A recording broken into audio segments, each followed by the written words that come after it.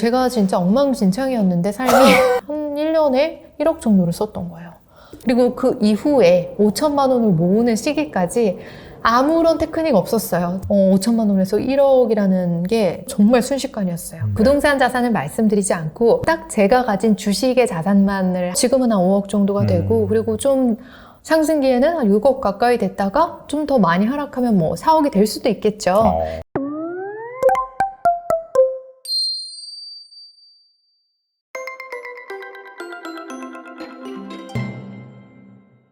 네, 한주주님 모셨습니다. 안녕하세요. 네, 안녕하세요. 간단하게 소개 좀 부탁드릴게요. 네. 반갑습니다. 저는 한주주입니다. 저는 뭐 과거 10년 동안에 삼성전자에서 근무하다가 지금은 파이어족으로 퇴사를 해서 지금은 작가이자 그리고 경제를 공부하는 대학원생이자 또 유튜브 한주주의 잠 못 드는 밤을 운영하는 크리에이터로서도 활동을 하고 있습니다.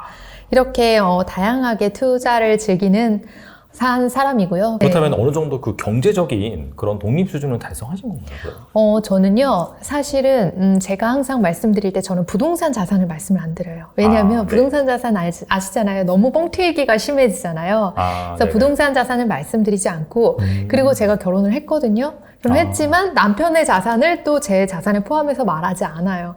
이게 저의 이제 나름의 원칙이고 그러다 보니까 저는 딱 제가 가진 주식의 자산만을 항상 말씀을 드립니다. 그래서 제 주식의 자산은 뭐 여러 채널에서 이미 말씀을 드렸기 때문에 또 오픈을 하자면은 한 5억에서 지금은 한 5억 정도가 되고 그리고 좀 상승기에는 한 6억 가까이 됐다가 좀 더 많이 하락하면 뭐 4억이 될 수도 있겠죠. 근데 거기까지도 좀 생각을 하고 있지만 지금 현재로서는 한 5억 정도 수준에서 아직은 주식 자산이 머무르고 있고요. 그래서 그 정도라고 하면은 좀 많은 분들이 뭐야 너무 부족한 거 아니야? 그걸로 무슨 파이어야? 이렇게 생각하시는 분들도 많으실 텐데 사실 제가 회사를 그만뒀다라고 하더라도 제가 아무 일도 안 하는 건 아니잖아요. 그렇죠. 네. 작가로 하면서 책도 쓰고요. 그리고 유튜브도 하면서 또 소소하게 수익도 이제 달성을 하고 있고 새롭게 프로그램을 맡아서 진행을 하는 것도 있고요. 생각보다 강연 의뢰도 되게 많이 들어와요. 제가 안 하고 있지만 그런 의뢰도 많이 들어옵니다. 그래서 그런 소소한 수익들, 물론 삼성 다닐 때만큼 많이 버는 건 아니지만 그래도 그런 소소한 수익들로 인해서 현금 흐름은 이렇게 달성을 하고 있고요. 그래서 조기 은퇴를 하시는 분들 요즘에 보면 많은데 그런 분들도 보면은 회사 다닐 때보다 훨씬 더 바쁘게 살고 계실 거예요. 저도 그래요. 거의 월요일부터 일요일까지 하루도 빠짐없이 항상 일하고 공부하고 그리고 뭐 만들고 이렇게 출연하고 이렇게 살다 보니까 회사 다닐 때보다 훨씬 더 바쁘지만 그래도 훨씬 더 즐겁고 그 와중에서 현금 흐름을 창출을 또 하고 있기 때문에 제 투자 자산은 건드리지 않고 있다. 그렇게 이제 제 걱정하시는 분들이 많아서 그래요? 네, 제 걱정 안 하셔도 된다고 본인 걱정하셔야 되는데. 네. 그리고 그 예전에 그 삼성전자 직장인 시대로 좀 돌아가서 원래는 이렇게 막 뭐 재테크라든지 뭐 투자라든지 그런 거에 관심이 없으신 걸로 알고 있어요. 근데 특정 계기로 인해서 바뀌셨다고 들었는데. 네, 맞아요. 말씀해 주시면 좋을 것 같아요. 네, 제가 진짜 엉망진창이었는데 삶이 20대는 엉망진창일 수 있는 거잖아요. 그래서 정말 자산 관리도 안 되고 제가 버는 것보다 쓰는 돈이 훨씬 더 많고 근데 그때가 제가 정신 차렸던 시점이 한 29살, 28살 겨울이었던 것 같아요. 28살 12월 정도에 정신이 번쩍 드는 계기가 있었죠. 그 전까지는 완전히 진짜 소비 요정으로 살다가 그때 이제 버는 돈보다 쓰는 돈이 많았고 제가 이 28살 때면 거의 10년 전인데요. 10년 전에 이 젊은 사람이 한 1년에 1억 정도를 썼던 거예요. 왜냐면 되게 많이 쓰셨네요. 버는 진짜? 돈을 다 쓰고 마이너스 통장 3천만 원 대출을 받아서 그것도 다 쓰고 거기다 부모님이 집 보증금하라고 주신 거 1,000만 원도 다 쓰고 그러면서 단기 월세를 살았죠. 얼마였지? 80만 원에 보증금 80만 원에 월세 80만 원 거기다가 관리비 포함하면 거의 100만 원 가까이 되는 월세를 주고서 그렇게 되게 이상하지 않나요? 되게 좀 정신 나가지 않았나요? 네, 제가 이렇게 살았었어요. 그러다가 이제 29살이 되면서 좀 정신이 번쩍 든 거죠. 아, 내가 이렇게 살아도 되는 건가? 이런 생각이 들었던 계기가 일단 핸드폰 요금이 연체가 됐고요. 핸드폰 요금 얼마나 되나요? 5만 원에서 7만 원 뭐 그 정도 되잖아요. 그게 연체가 됐다고 연락을 받았고, 그리고 카드값도 당장 나가야 되는데 카드값도 20-30만 원 정도가 막 부족해서 간당간당하게 그 돈 낼 돈이 없는 거예요. 그 몇십만 원이 없는 거예요. 뭐 제가 적지 않게 버는데도 불구하고. 그래서 그때 이제 어머니한테 전화를 해서 돈 좀 어떻게 안 될까요? 너무 민망한 거예요. 그때 정말 쥐구멍으로 숨고 싶었는데 그런 슬펐던 그게 되게 강렬한 임팩트였던 것 같아요. 엄마한테 전화하면서 그 미안한 감정. 그래서 그때부터 완전히 제가 180도로 바뀌었죠. 그래서 근데 180도로 바뀌었으면 뭐예요? 한 번도 투자를 해본 적도 없고 한 번도 돈을 모아본 적도 없는 사람이 그렇게 갑자기 180도로 변했다라고 해서 뭐가 그렇게 크게 달라질까요? 항상 어디서 들었던 건 있어가지고 이렇게 사람이 선저축을 해야 돼. 그러면서 지금 막 빚이 막 이렇게 쌓여있는 상태에서 적금을 들러 막 갔어요. 나 빨리 돈 모아야 되니까 적금 들어야 돼. 그러면서 적금 이자 한 2-3% 주는데, 그리고 제 대출 이자는 5% 이상이었는데 그 대출 그대로 남겨놓고 적금 2-3% 주는 거 가입하러 간 거죠. 그래서 가입을 했어요. 그것도 한 달에 90만 원씩 납입하는. 근데 그 당시 제가 받는 월급으로 한 달에 90만 원씩 은행원이 물어보더라고요. 한 달에 90만 원 괜찮으시겠어요? 안 괜찮았을 텐데 저는 그때 되게 막 의지가 불타올랐었거든요. 그게 괜찮다고. 그리고 얼마 있다가 떼고 대출을 갚았죠. 정신 차리고 대출을 갚고 그때부터 이제 공부를 하기 시작했죠. 그래서 대출을 미친 듯이 갚아가면서 그때부터 진짜 많은 책들을 읽었던 것 같아요. 제가 그때는 뭐 유튜브도 없었잖아요.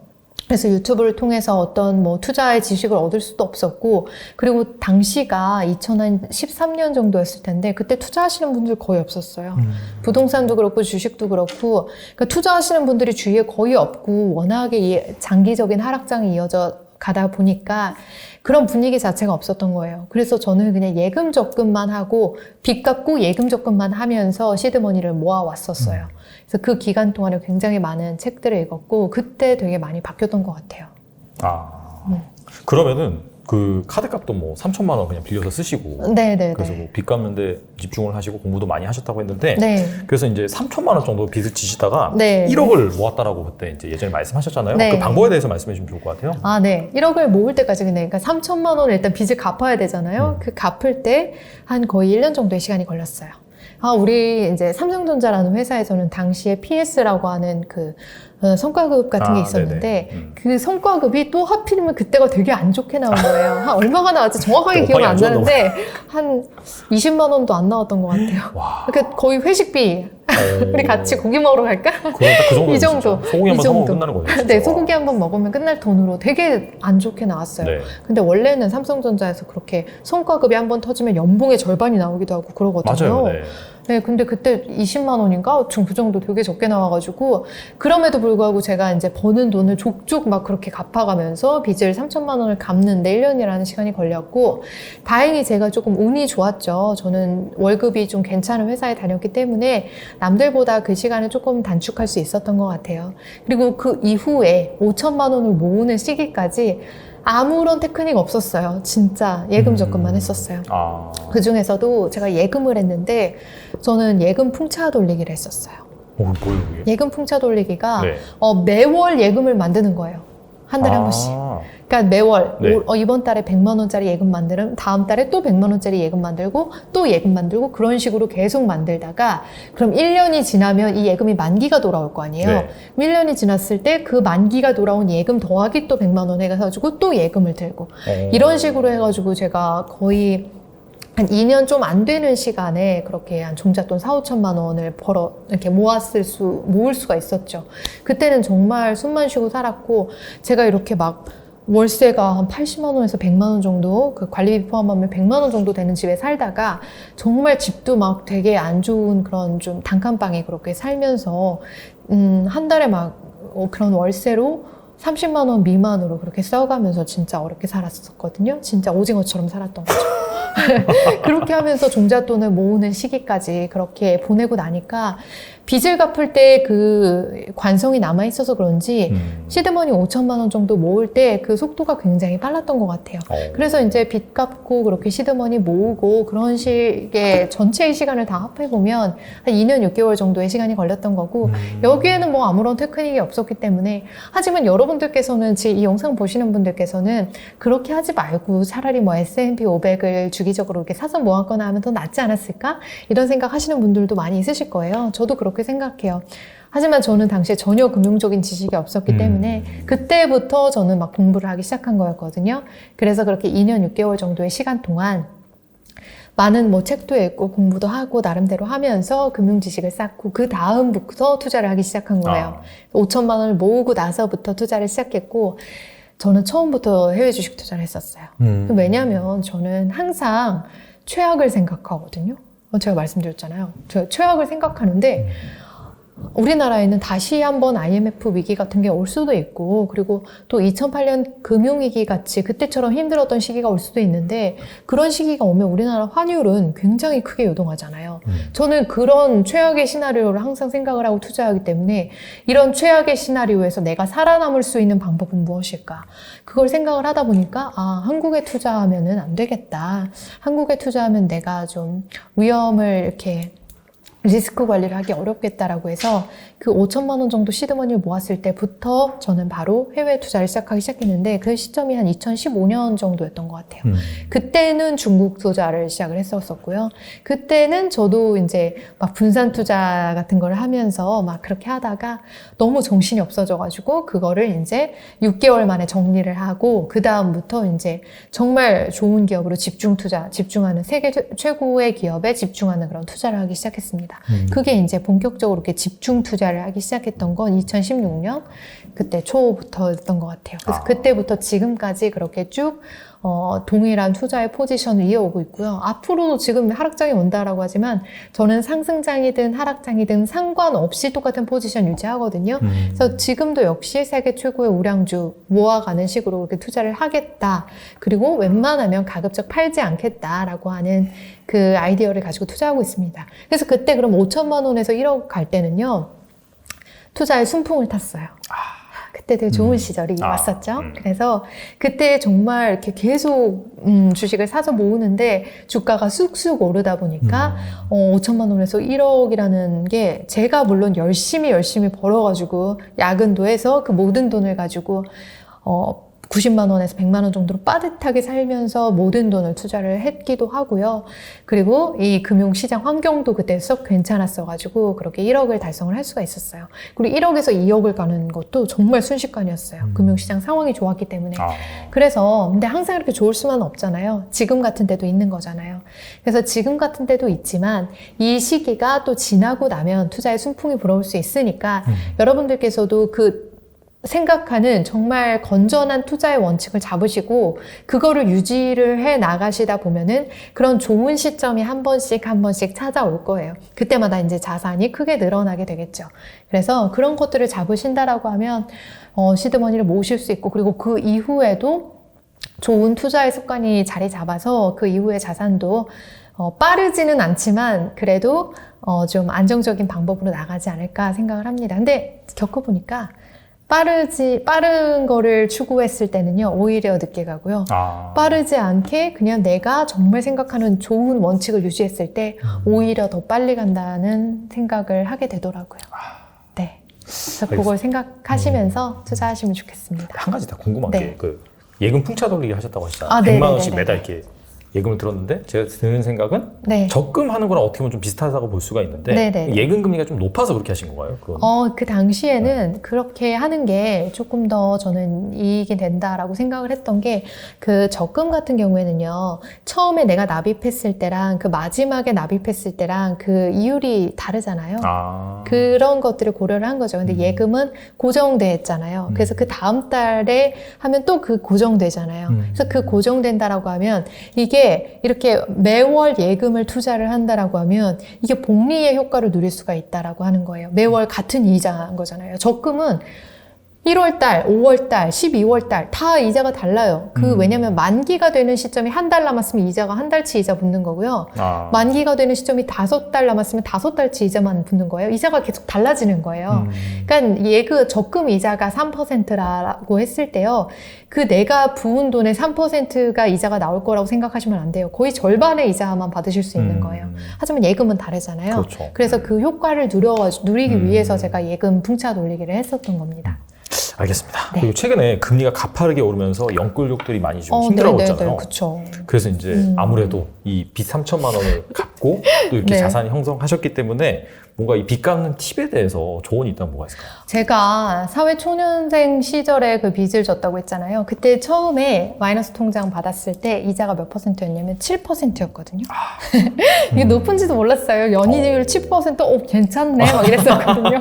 아예 개념이 없었죠. 근데 이게 높다라는 거를 깨닫고요. 이제 돈을 갚기 시작한 시점에 5% 금리를 주는 곳으로 이제 갈아탔습니다. 마이너스 통장으로. 그렇게 갈아타서 이제 빚을 갚기 시작했는데 아마 그 5% 금리 정도면 지금 이 영상 보시는 분들이 경험하는 금리랑 비슷하실 것 같아요. 그래서 이제 저의 경험이 좀 도움이 될 수 있을 거라고 생각하면서 말씀드리는데 제가 빚을 갚을 때 저는 목표가 되게 뚜렷했어요. 근데 빚뿐만 아니라 이 문제가 되게 많았거든요. 근데 아마 빚이 되게 많으신 분들, 내가 감당할 수 없는 빚을 가지신 분들 특징이 있는데 이 빚만 문제가 아니에요. 인간관계도 아마 좀 엉망이실 가능성이 있고 회사 생활도 좀 그러실 것 같고 또 뭐 부모님과의 이런 여러 가지 관계들이 있을 텐데 그런 관계들도 같이 엉망일 가능성이 되게 높아요. 저도 그랬어요. 빚이 하나가 그게 문제뿐만 아니라 되게 많은 문제들을 가지고 있었는데 그 정말 많은 문제의 더미들 속에서 저는 빚 갚는 거 하나에 굉장히 몰입을 했어요. 왜냐면 돈에 관한 목표가 되게 심플하고 이 사람을 되게 채찍질을 잘하거든요. 그래서 그 빚을 갚겠다라고 하는 가장 중요한 목표를 제가 딱 바라보면서 달려가다 보니까 그 주변의 삶들이 되게 다 잘 정리가 된다는 걸 느꼈어요. 내가 이 빚을 갚아야 되겠다, 열심히 살아야지 라고 딱 마음을 먹었을 때 그 빚만 갚는데 되게 몰두를 하는데도 불구하고 회사 생활도 되게 성실해졌고요. 왜냐면 회사에서 버는 소득이 너무 소중하니까. 야근도 많이 하게 되니까 회사에서도 삼성전자는 사실 야근 많이 하는 사람 좀 좋아했거든요, 당시에.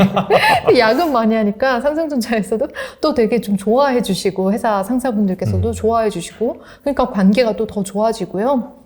그리고 주변 인간관계도 또 더 좋아지고 뭐 부모님과의 관계도 좋아지고 뭐 이런 식으로 해서 전반적으로 제가 빚 하나만 보고 달려갔을 뿐인데 삶이 되게 좀 편안해지더라고요. 그래서 이제 빚을 가지신 분들은 그렇게 다양한 문제들을 가지고 계실 텐데 그 하나에 집중을 해 보시는 것도 저는 괜찮으실 거예요. 그 하나에 되게 몰입하시다 보면 정말 별로 쓸데없이 걱정하는 문제들이 많이 해결될 수도 있고 내 삶이 조금 더 건전해질 수도 있어요. 왜냐면 친구 만나는 거 많이 줄이실 거거든요. 친구 만나는 거 많이 줄이다 보면은 내가 이 인간관계에 대해서 많이 생각하시게 돼요. 이 친구가 반드시 좋은 친구라는 보장은 없잖아요. 나한테 뭐 좋은 친구도 있고 나한테 좀 불편감을 주는 친구도 있고 가스라이팅하는 친구도 있을 텐데 그런 인간관계를 어느 정도 좀 정리를 하고 싶으시다라고 하면 이 빚 갚는데 몰두하시다 보면 그런 게 좀 많이 정리가 돼요. 정말 친한 친구가 있을 때 내가 2, 3년 동안 한 1, 2년 동안이라고 할게요. 1, 2년 동안 야, 내가 요즘에 너무 바빠져가지고 요즘에 시간을 좀 내기 어려울 것 같아. 그런다고 해서 그 친구 사이가 정말 좋은 친구 사이라면 멀어질까요? 그렇지 않거든요. 1, 2년 만나지 않는다고 해서 그 친구 사이가 그렇게 멀어지지 않아요. 그래서 한 1, 2년 정도는 친구도 만나지 않을 각오를 하면서 전화하면 되잖아요.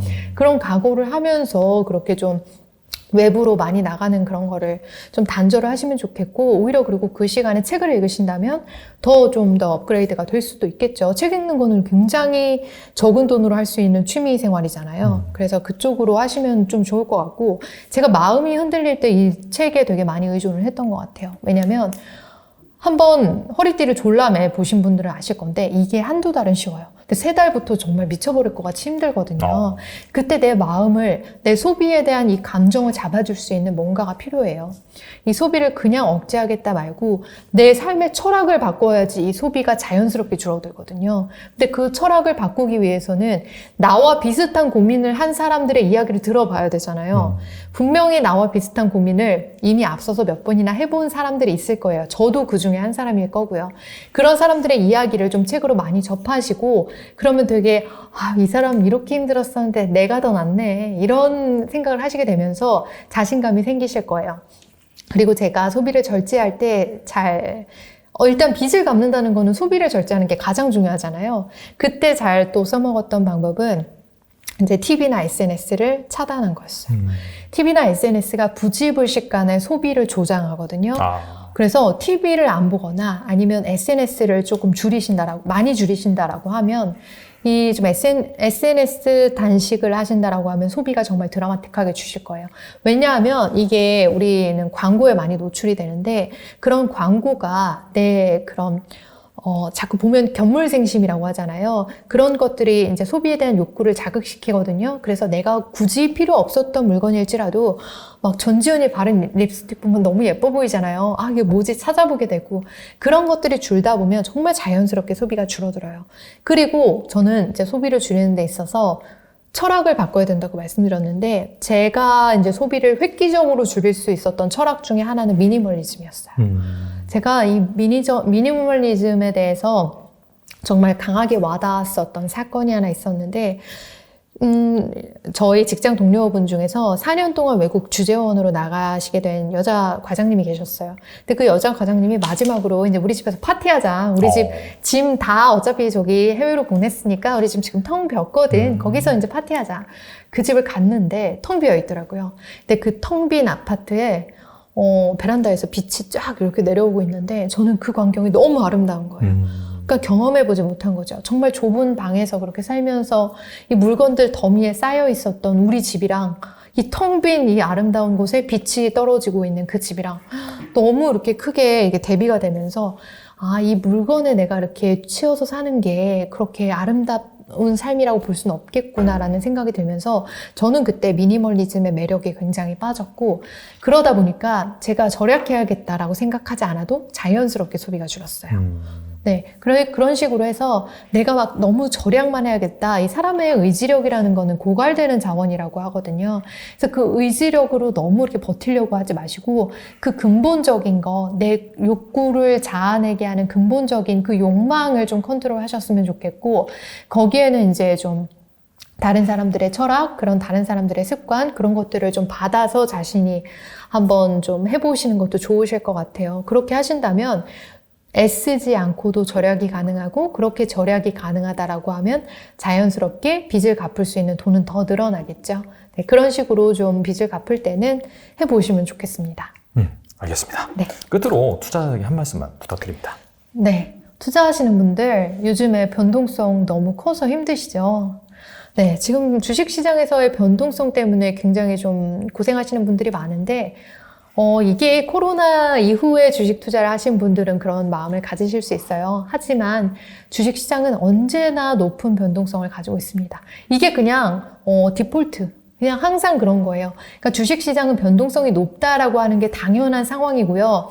그렇기 때문에 돈을 벌 수 있는 기회가 있는 거예요. 주식시장에 만약에 변동성이 없다? 그러면은 예금 같은 거잖아요. 그럼 돈 벌 수 있는 기회도 없는 거예요. 그래서 주식시장에서 변동성이라는 거는 굉장히 자연스러운 거다라는 걸 받아들이셨으면 좋겠어요. 그래서 주식시장이 뭐 문제가 많다, 이런저런 게 문제다 이렇게 생각하시는데 주식시장은 문제가 없는 걸지도 몰라요. 주식시장은 변동성이 당연하다는 걸로 말씀을 드렸으니까 문제가 없고 문제는 사실상 내 마음이다, 내 감정이다. 저는 그렇게 생각하거든요. 주식시장이 똑같은 모습을 보여도 그걸 보는 사람들, 해석하는 사람들 입장은 다 달라요. 그래서 저는 이 주식시장은 사람의 감정을 보여주는 그 마음의 거울이다라는 생각도 들어요. 그 내가 마음속에 어떤 마음을 가지고 있느냐에 따라서 주식시장이 다르게 보이거든요. 지금 제가 아까 전에 말씀드렸는데 그 현금을 가지고 계신 분들은 지금 시장이 굉장한 기회로 보이거든요. 그래서 그렇게 자기의 감정에 따라, 마음에 따라서 주식시장은 달라 보일 수 있다는 거. 그래서 지금의 변동성 장을 이겨내시고 나면 또 다시 순풍이 불어오는 시기가 있을 거고요. 이 하락장이 깊고 그리고 또 길수록 앞으로 찾아올 수 있는 상승 변동성도 훨씬 더 클 수 있기 때문에 그 여러분들이 하락 변동성만 생각하시겠지만 그 상승 변동성도 기대를 하시면서 투자를 하셨으면 좋겠습니다. 네, 변동성이 있기 때문에 사실 네. 수익을 창출할 수 있는 기회가 있는 거고 그렇기 때문에 사실 대부분의 개인 투자자들이 뭐 이익을 보기보다는 변동성에 이제 좀 패배를 해서 손해를 보는 경우가 많은데 오늘 한주님 말씀 듣고 장기적으로 그 기업 가치에 집중을 해서 이러한 하락장 잘 버텨내시면 좋을 것 같습니다. 네, 지금까지 한주주님 나오셔서 감사합니다. 감사합니다.